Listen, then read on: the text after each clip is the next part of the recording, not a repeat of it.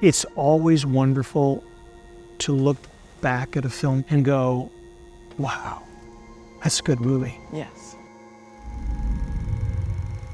I probably hadn't seen this film 10 years. Oh.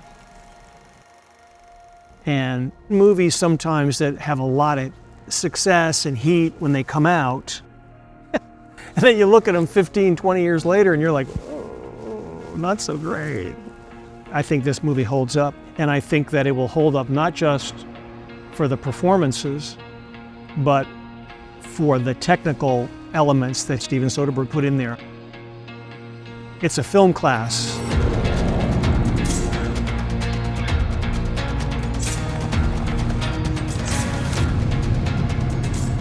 No te apures, nomás es la chota. I love that line, don't worry, it's just the police. It's just the police. Because the assumption being they're all on the payroll. What a pleasure to be talking about the film Traffic with our chair here, D.W. Moffett, who's actually in the film. I'm actually in the film. I actually am, yeah. You have firsthand knowledge as well as a great professional expertise. What made you choose this particular film, D.W., to want to talk about today? I've always admired this film. I just admired the way that Steven Soderbergh put the movie together. It was this awards juggernaut. Won 4 Academy Awards. It was up for more than that, nomination-wise. Big picture in the Golden Globes. It was a huge, huge movie for Steven. And it was the same year he did Erin Brockovich, too. Crazy. Amazing. Wow. But then, having been in the movie, I thought that I could offer some insights from the other side of the camera. So many of my experiences around the film relate to what we teach in the classroom here. That was really rewarding and sort of great to realize. Well, let's start there. Yeah. Your own personal journey with this particular film. When I first got to LA, I was living with James Spader. Oh, really? Yeah. And what a great actor he is. He's a great actor. And he goes, hey man, listen, I gotta ask your advice about something. He said, I got this script. I love it, it's amazing, but no one knows who the director is, and my wife thinks it's pornography. Oh.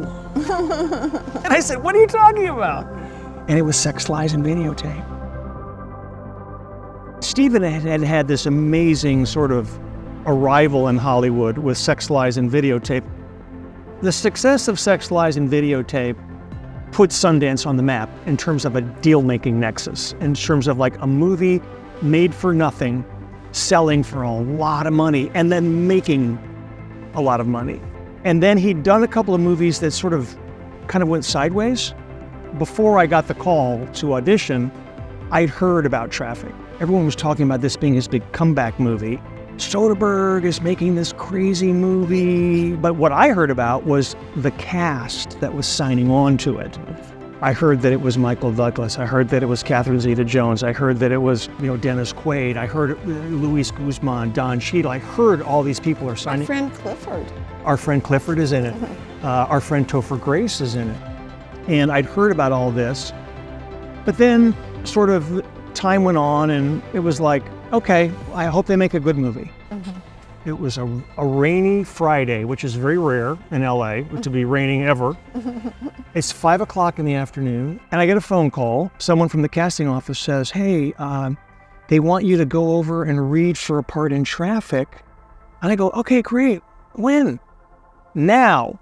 Right now. They'll wait for you, but you've got to go now, and we're emailing it to you right now, and you have to memorize it and go now. But being the quintessential pro that you are, I go and I lay it down, and then, of course, don't hear anything for like 6 weeks. And then I got the phone call, you're in Traffic.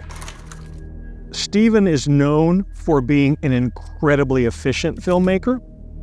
On this film, Steven was the director. He was the director of photography, and he was the A-camera operator. So he's sitting there with a Panavision Cineflex on his shoulder, going, this light, boom, yeah. And he was having a gas, because I think he loves it when it's kind of messy and he can find the jewels. My first day of shooting was in San Diego. We were in San Diego because we were going to go to a DEA border crossing. So I'm thinking, oh, the Drug Enforcement Agency has given us a bay, and we've got some prop cars and some prop cops. Yes. And we're going to find some prop drugs. Yes. And we're all going to, that's going to be our first day. Yes. No. We are taken onto A real one. a real border crossing. They're pulling cars out of the line. They're ripping out car seats and ripping up the floors of cars, and they are filling baskets, shopping carts full of heroin and cocaine. Like, we were there while they were doing it. And Stephen was so excited, he was like, let's just roll, let's just shoot. Like, they got a car in, they've got drugs, let's go. And so this entire scene pretty much was improvised. 6 months, a threefold increase. Increase of narcotic seizures. Seizures, so would that mean pro rata 3 times as much drugs is getting in? That's a scary way to figure it, but I believe that's true. It's kind of hard to argue with the director who's setting all the lights and has the camera on his shoulder, and he's like doing 3 different things.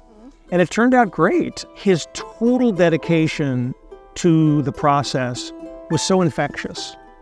There was a lot of handheld stuff in this. And at this point in time, in the year 2000, you saw handheld stuff creeping into television shows, but you didn't see it all that much in movies. Stephen used it a lot in this film. Right after we were in San Diego, I get to the set. And Stephen comes over and he goes, hey, how you doing? And I see the track laid down. And I say, so Stephen, it looks like we're shooting a oneer. He goes, yeah, let's do it. This is a massive speech and that I deliver to Michael Douglas. 150 extras, like, we have 4 hours to shoot this and we got to be out of here. Like, we lose the location. You know what? I signed on to a Steven Soderbergh film. I'm going to do what Steven Soderbergh wants to do.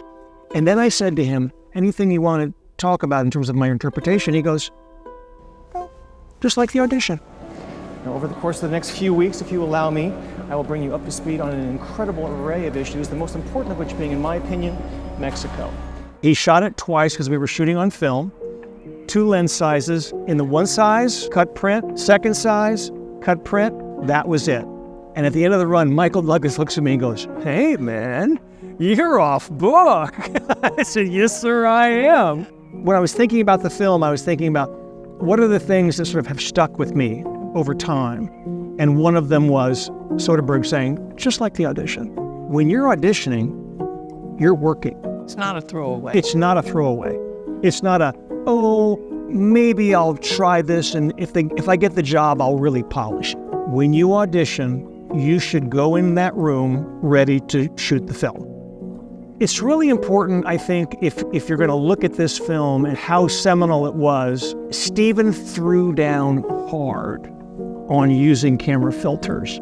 The intentional, very specific use of the filters to delineate between Mexico, Washington, D.C., and California was rigid, and it was incredibly effective. When I read the script, I could not figure out what was going on. Like, where am I? I'm in Mexico, I'm in D.C., I'm in California. Like, what's happening here? Like, what's going on? And my wife said, so how's the script? I'm like, I don't know. Like, the speech was great, and it's with Michael Douglas, so I hope I get it. Yeah. When I saw the movie for the first time, filters really, really help it. But let's look at Mexico first, and you see sort of how he uses the brown filter to let us know we're sort of in this kind of nightmarish, unstable world that they're talking about. And this whole atmosphere, you don't know who to trust, or there might be more than one side that you're actually... Well, and as we find out in the movie, the people that we think are actually the good guys in Mexico turn out to be ultimately another level of bad guy.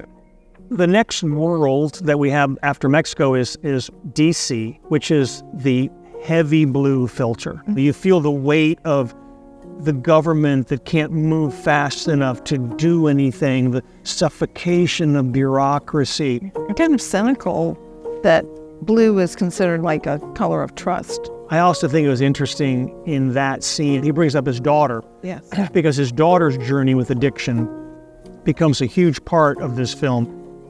The third arena of the storytelling palette here was Los Angeles. Yeah. The main characters in Los Angeles were Catherine Zeta-Jones and Dennis Quaid as sort of the drug-dealing king and queen. But then we also have our Rosencrantz and Guildenstern policemen, Don Cheadle and Luis Guzman. It almost feels like you have to have your sunglasses on. Yeah. And on all of those scenes. The last thing I'd love to take a look at is transitioning within a scene from the LA yellow to the Mexican brown kind of takes you emotionally. So here we are in San Diego. Mm-hmm. So we're still in the yellow filter here. Now we're crossing the border. And the minute we cross the border, it goes brown. There we go. We're brown. And you know nothing good is happening to anybody right now. Tell me about the concept of hyperlink, because it seems to me it's kind of like an anthology of short stories. Stephen Gaghan, who wrote Traffic, was approached by Laura Bickford, who produced this. She optioned the European television series called Traffic, which is quite good. But it's also just so sprawling and so spread out. It doesn't have anywhere near the emotional impact of this. The fact that he's able to take very disparate stories and jam them all into this very condensed space, where you don't feel shortchanged. You don't feel like you're missing out on anything. They're elegantly interwoven. And with the help of the filter so that you really know what's going on, not easy to do. No. If someone walked into an executive's office with this storyline right now and said, I want to make a movie, they would say, oh, no, this is a limited series. We're going to make it over 6, 8, 10, 12 hours. Hyperlink is the ability to do that in a condensed period of time for maximum emotional impact. DW, you've been in so many films. This particular one tackles a very important societal struggle with drugs and the political implications of that as well, the human implications and the kind of larger world implications. Was there a recognition of that on set? Stephen Gaghan, the screenwriter, was very vocal about being in recovery, how much he believed in this, how grateful he was that the movie was being made and all of that stuff. People felt that they were telling a story that was meaningful. Recovery and addiction is often either over-dramatized or it's sort of like, oh, she's in recovery now, look how great she's doing. There's an ambiguity, like, I don't know what's going to happen. I'm getting sober, I'm sober for today, but I don't know what's going to happen, but that's got to be good enough. And that scene in the end when Michael says, my name is Robert, and my wife Barbara and I are here to support our daughter Caroline, and we're here to listen. We're here to listen. It's very real. This movie is not dated. The way it's talking about addiction and drugs would be wonderful today. What do you hope that students will learn from this film? I talk about this film in a number of classes that I teach. Going back again to my experience with the audition. Carpe diem, seize the day. The door opens, you must walk through. It's rainy, it's a Friday afternoon, you've got to memorize the lines. Yeah, everything's wrong. Walk through. Show up. Do your best and see what happens. Lean into the craft of making something that might be award-worthy. The awards will take care of themselves. All you can worry about is excellence. Be unforgiving with yourself about the pursuit of excellence. I also think that the way Stephen took a risk with the filters and leaned into it, that's another teachable moment. Don't waffle. Make the film that way. If you second guess yourself, it's not going to be your best work.